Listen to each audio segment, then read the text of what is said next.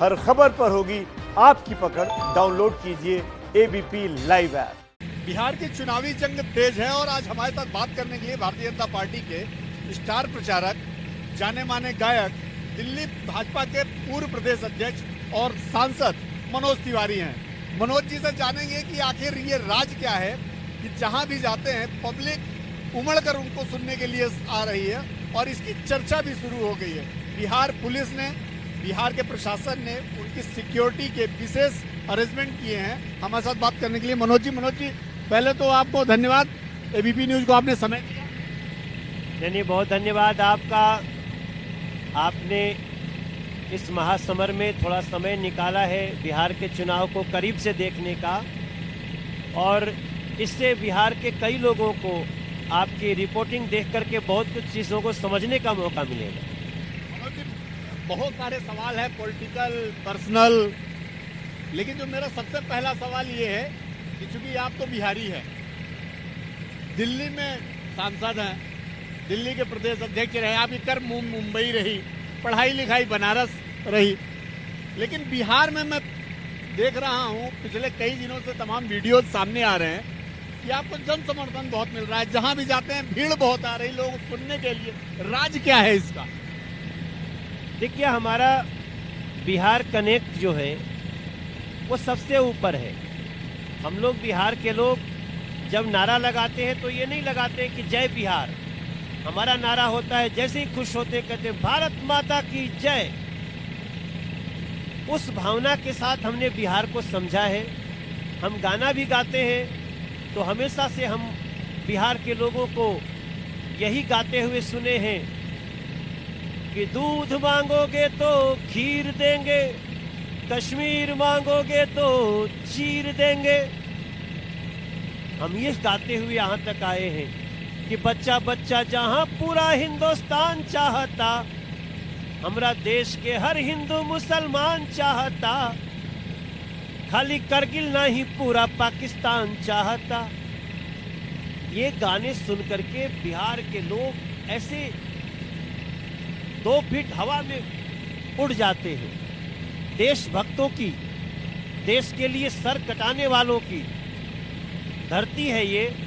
तो हम गाना भी गाए तो उस कनेक्शन को रखे हैं, और हम कहीं भी रहें, हम मुंबई चले गए, हम दिल्ली चले गए, दिल्ली से सांसद हैं, लेकिन बिहार के लोगों के लिए जब जरूरत पड़ी, चाहे वो मुंबई में उत्तर भारतीयों पे हमला हो या फिर बिहार की बात नीतीश कुमार जी तक पहुंचानी हो, कोई ऐसी बात जो उनके ध्यान नहीं जा रहा हो, नरेंद्र मोदी जी तक पहुंचाना है, अमित शाह जी तक पहुंचाना है, जेपी नड्डा जी तक पहुंचाना है, तो हम उसका काम करते हैं और इसलिए लोग जुड़े हुए। आप बिहार से अलग जरूर हैं, आप बिहार से दूर जरूर हैं, लेकिन बिहारियों से दूर नहीं।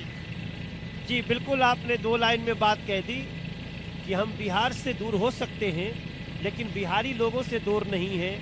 बिहार के एक एक बच्चे का भविष्य, उसकी चिंता हमें रहती है। बिहार में शांति हो, प्रगति हो, ये सब में मेरा लगातार फोकस है। प्रमुख मुद्दे क्या मानते हैं? बिहार के बेसिक मुद्दे क्या हैं इस इलेक्शंस में? देखिए, बिहार का बेसिक जो मुद्दा है वो बिहार को यहाँ से आगे ले जाना चाहते हैं। बिहार में एक समय था अपराध का बोलबाला था, अब अपराधियों का हौसला पस्त हुआ है। अब इसके आगे हाथों को रोजगार जितना सृजित किया है एनडीए ने वो भी खास है, लेकिन जितनी संख्या है बिहार की, उसके आधार पे हमें और अगला कदम उठाना चाहिए। ये लोगों का भी मत है, हमारा भी मत है। इसलिए आत्मनिर्भर बिहार कैसे बने, यह बिहार भी चाहता है। सड़कें गांव-गांव हैं, नदियों पे बड़े बड़े पुल बन गए, 4-4 घंटे की दूरी 45-45 मिनट की हो गई। तो ऐसे में जो बिहार है अब वो यहाँ से आगे जाना चाहता है, और उसके लिए वो इस चुनाव में तलाश रहा है कौन हो सकता है। जब सारा मंथन करेंगे तो वो नरेंद्र मोदी जी के हवाले बिहार जाएगा, एनडीए के हवाले जाएगा, नीतीश कुमार जी के, नरेंद्र मोदी के नेतृत्व में जाएगा। लेकिन एक थ्योरी सामने आ रही कि पिछले 15 वर्षों से नीतीश कुमार मुख्यमंत्री हैं, तो किसने रोका था उनको डेवलपमेंट के लिए, जो चीजें अब वो कह रहे हैं उसको करने के लिए? तो क्या आपको लगता नहीं है कि कहीं ना कहीं नीतीश कुमार की जो लोकप्रियता है उसमें कमी आई है? देखिए, हम ऐसा नहीं मानते। हम मानते हैं कि 15 वर्षों में, जब से 2005 से एनडीए की सरकार आई, अभी आप जिधर भी सड़क नजर दौड़ाइएगा, बिहार में काली सड़कों का जाल बिछा हुआ है। जबकि यही बिहार था, अलकतरा घोटाला भी हो जाता था। बहुत सड़कें उबड़ खाबड़ भी हैं। सड़कें उबड़ खाबड़ थी कि गड्ढे में सड़क है कि सड़क में गड्ढा, पता नहीं चलता था। तो 15 साल के बाद विपक्ष ये बात उठा रहा है, लेकिन मैं समझता हूँ, मैं भी बिहारी हूँ, हमारे गांव बाटी कैमूर जिला में, तो हम अपने गांव जाते हैं तो जो डेवलपमेंट आज देखते हैं, तो मेरा तो और मेरे गांव के लोगों का, मेरे क्षेत्र के लोगों का नीतीश कुमार जी के लिए, एनडीए के लिए अच्छा भावना है। अब ये 15 साल है, विपक्ष इसको एंटी इनकम्बेंसी बोल रहा है। मैं समझता हूँ ये प्रो इनकम्बेंसिंग है। कैसे? क्योंकि बिहार ने जैसे गड्ढों का सामना किया था, उससे निजात मिली है। गांव-गांव नरेंद्र मोदी जी के कारण टॉयलेट बने हैं, सबके घर पक्के बन गए हैं, जो कच्चे घर होते थे। 5 लाख रुपए का बीमार होने पे आयुष्मान योजना शुरू हो गई है। बड़ी बड़ी योजनाएं जैसे एम्स आ गया बिहार में। क्या ये एम्स ला करके बिहार में नीतीश कुमार जी, नरेंद्र मोदी ने कुछ गलत किया? तो विपक्ष के पास मुद्दा नहीं है। विपक्ष को ये बोलना चाहिए ना कि जब उन लोग 15 साल शासन किए लालू राज जी में, तो उसमें क्या था? तेजस्वी कहते हैं कि इन 15 सालों में बिहार का बेड़ा गर्क कर दिया नीतीश कुमार ने। अपराध बहुत तेजी से बढ़ा, कमीशन खोरी बढ़ गई है, नए नए लोग ऐसे आ गए हैं जो ठेके पट्टे लेकर पैसा खा जा रहे हैं। ये हर मंच से तेजस्वी कह रहे हैं, और तेजस्वी को सुनने के लिए लोग भी आ रहे हैं। देखिए, ये बातें जब तेजस्वी बाबू कहते हैं ना, तो लोग हंसते हैं, क्योंकि ये तो कोई भी मानता है कि डेवलपमेंट बहुत हो गया बिहार में। सड़कों का, गलियों का, एनएचएआई का, नदियों पे पुल का, अपराध से मुक्ति का, ये सब में बहुत बिहार आगे चला गया। लेकिन जब ये डेवलपमेंट, जब तेजस्वी बाबू को अभिशाप लगता है, तब हमको लगता है कि ये वापस जंगल राज की कल्पना कर रहे हैं। एक कॉमन थ्योरी आ रही है बिहार में कि तेजस्वी की सभाओं में बहुत भीड़ आ रही है, लोग उनको सुनने के लिए बहुत आ रहे हैं, और काफी संख्या में बहुत सारे वीडियो तेजस्वी यादव ने ट्वीट भी किए हैं। उन भीड़ को देखने के बाद लगता नहीं कि कहीं ना कहीं लोगों के मन में परिवर्तन की ललक है? देखिए, उससे ज्यादा भीड़ हम लोगों की सभा में आ रही है। हम दिन भर में 4-5 सभा करते हैं, तो उसमें 2-3 सभा तो इतनी बड़ी हो जाती है। जैसे पहली सभा में जाते हैं, सुबह सुबह थोड़ा कम लोग रहते हैं, लेकिन दूसरी, तीसरी, चौथी में तो मतलब वो संख्या तेजस्वी बाबू की रैली और हमारी रैलियों को मिला लीजिए। हमने वीडियो भी ट्वीट किया है। तो लोगों का आना, समझना ये अलग बात है, वोट देना अलग बात है। मनोज जी, बिहार में मुद्दा क्या मानते हैं आप? नरेंद्र मोदी के जो काम है वो उसके बिहार पे आप वोट मांग रहे हैं, या नीतीश कुमार के जो काम है उस पर मांग रहे हैं? क्योंकि कहा जा रहा है कि भारतीय जनता पार्टी की यह स्ट्रेटजी है कि ज्यादा से ज्यादा प्रधानमंत्री नरेंद्र मोदी के नाम पर वोट मांगा जाए। उसका कारण सिर्फ ये माना जा रहा है कि नीतीश की कहीं ना कहीं एंटी इनकम्बेंसी है। देखिए, इसमें कोई दो राय नहीं है कि हम नरेंद्र मोदी जी के किए गए कार्यों पर, नरेंद्र मोदी को तो चीफ मिनिस्टर बनना नहीं, नरेंद्र मोदी जी की पार्टी को सरकार तो बनाना है। एनडीए के नाम पे हम वोट मांग ही रहे हैं। बीजेपी को और जदयू को अलग अलग करके देखने की जो मनसा है, वो विपक्ष की हो सकती है, और उसमें बिहार फंसने वाला नहीं है। बिहार में दबे जुबान से बहुत सारे भाजपा के नेता भी चाहते थे कि भारतीय जनता पार्टी अकेले चुनाव लड़े। आपको लगता नहीं कि अकेले चुनाव लड़ते तो आप लोग ज्यादा फायदा होता? हमारा गठबंधन कोई आज तो बना नहीं है। हमारा गठबंधन तो 2005 से है। ब्रेक भी हुआ था। हाँ, बीच में ब्रेक हुआ था 18 महीने के लिए, 2 साल के लिए। लेकिन उस ब्रेक में बीजेपी ने भी समझा कि हम बिहार के विरोधी लोगों को मौका दे दिए, नीतीश जी को भी समझ में आया, इसलिए गठबंधन फिर से चल पड़ा है और अब बहुत लंबा चलेगा। मतलब आपको लगता नहीं है कि भारतीय जनता पार्टी अगर अकेले चुनाव लड़ती तो ज्यादा फायदा होता? देखिए, हम तो ज्यादा सीट ला के भी गठबंधन नहीं तोड़ते हैं ना। हम 303 सीट ला दिए सांसद का, तो क्या हमने अपने घटक दलों को छोड़ा? नहीं छोड़ा। हाँ, उनको अगर कोई बात ऐसी लगती है जहां वो कहेंगे कि हम साथ नहीं रहेंगे, तो हम किसी के दबाव में भी नहीं आते।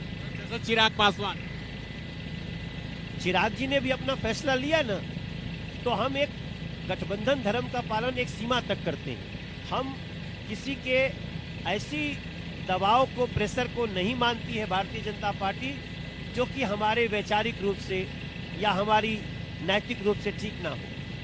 चिराग पासवान के बारे में जैसे कहा जाए, चिराग पासवान जहां भारतीय जनता पार्टी के लोग लड़ रहे हैं वहां थोड़ा शिथिल है, लेकिन जहां जेडीयू के लोग चुनाव लड़ रहे हैं वहां एग्रेशन के साथ चुनाव वो लड़ रहे हैं।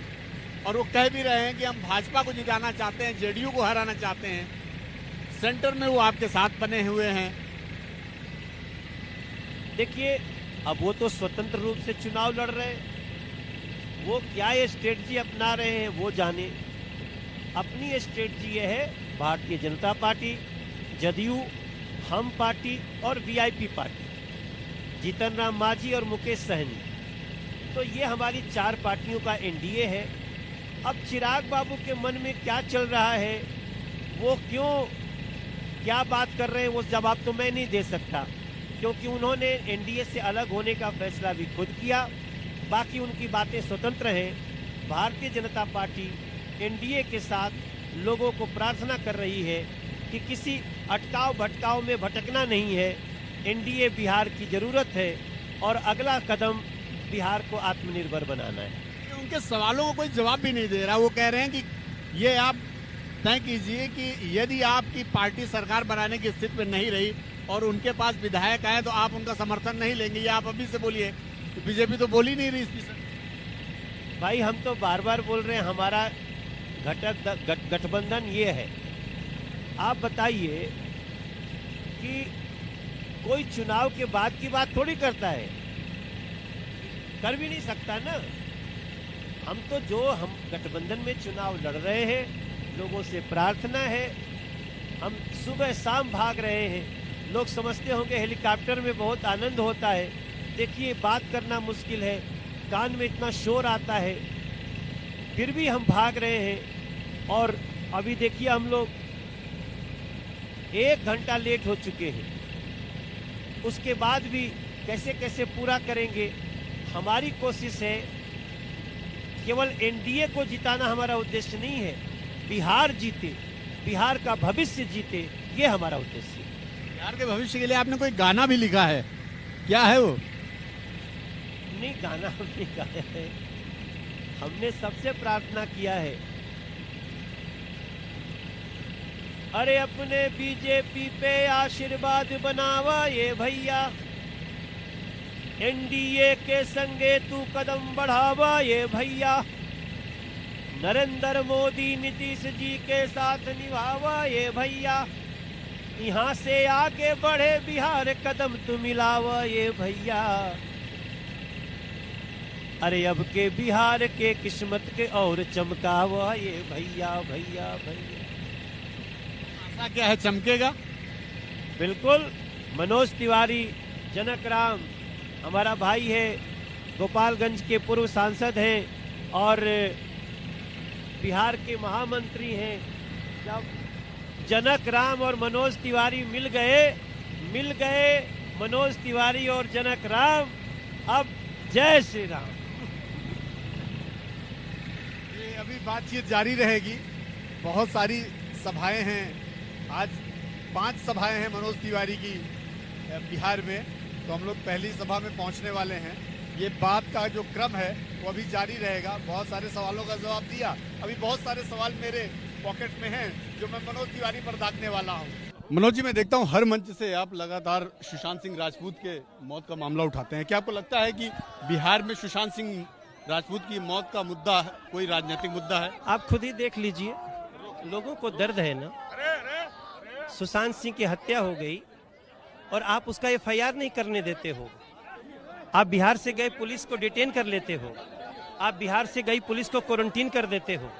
बिहार भूलेगा नहीं और बिहार इस चुनाव में ये बताएगा, जो कांग्रेस से गठबंधन किया उनको भी बताएंगे। तो क्या कांग्रेस इसके पीछे है? नहीं, कांग्रेस की सरकार है, अगर एफआईआर नहीं होती तो हु इज गिल्ट? कांग्रेस दोषी है ना। कांग्रेस को मामला, अगर एनडीए की सरकार है और किसी घटना में एफआईआर न हो, जांच की विरोध किया जाए, तो ये तो सरकार का ही दोष है।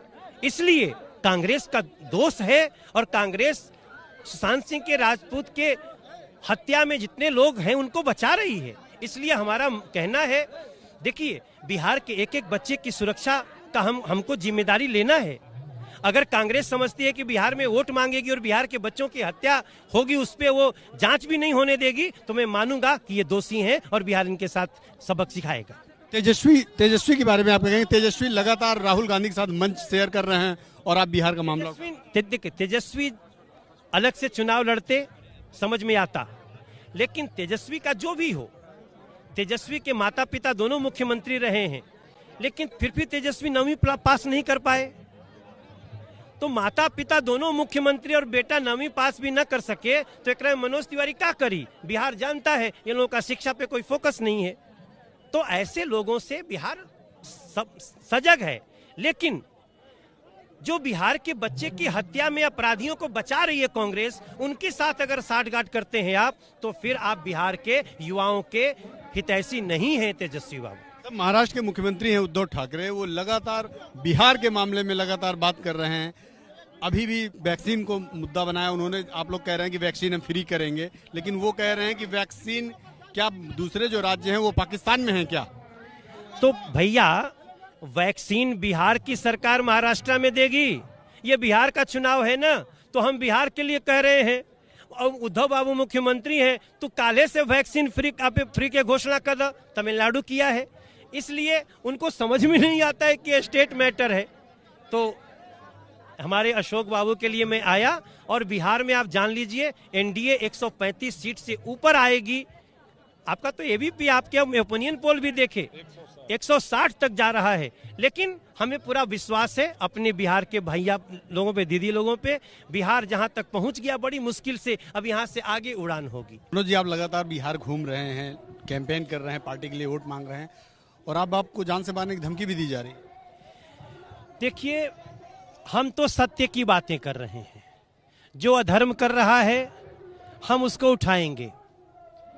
हमारे यहाँ बिहार में जिसने भी बिहार के सुशांत सिंह राजपूत जैसे प्रतिभा को उसके साथ अन्याय किया, उसकी मौत में एफआईआर तक नहीं दर्ज किया, और अगर उसकी जांच करने यहाँ से जब लोग जाते हैं मुंबई, तो हमारे सिपाहियों को डिटेन किया गया बिहार पुलिस के। बिहार पुलिस का आईपीएस, उसको जबरदस्ती क्वारंटीन किया गया। हम राहुल गांधी के खिलाफ आवाज उठाएंगे कि आप वहां हमारे बच्चों के हत्यारों के साथ, सुशांत सिंह राजपूत के हत्यारों के संरक्षण में खड़े हो जाते हैं, एफआईआर नहीं होने देते हैं। ये छोटी बात नहीं है। तो बिहार में आप वोट मांगने आए हो ना, तो बिहार का एक ये भी मुद्दा है, सभी विकास और आत्मनिर्भर बिहार, आगे 19 लाख रोजगार, सबको कोरोना का वैक्सीन फ्री, इसके साथ साथ ये मुद्दा है ना भाई कि हमारे बिहार के बच्चों के साथ ऐसा अन्याय करोगे और बिहार में वोट मांगोगे, तो तेजस्वी बाबू को भी जवाब देना होगा कि आप जाकर के कांग्रेस के साथ मिल गए जो कि बिहार के बच्चों के साथ ऐसा अन्याय कर रही है। अब इसके लिए मुझे मारने की धमकी दो, मुझे जो सजा देना हो दे दो, लेकिन हम बिहार के बच्चों के लिए आवाज उठाते थे, उठाते हैं, उठाते रहेंगे। मनोज तिवारी जिंदाबाद। मनोज तिवारी हैं, जिनके साथ सुबह से हम बिहार के अलग अलग क्षेत्रों में घूम रहे हैं, बात कर रहे हैं, और लगातार वो अपनी पार्टी की बात उठा रहे हैं और सीधे तौर पर राजद प्रमुख तेजस्वी यादव को चैलेंज कर रहे हैं कि बिहार में जिस तरह से आप राहुल गांधी के साथ खड़े हुए, बिहार कभी भूलेगा नहीं। कैमरामैन राजेश के साथ Neeraj Pandey, ABP News, Patna. ABP News आपको रखे आगे।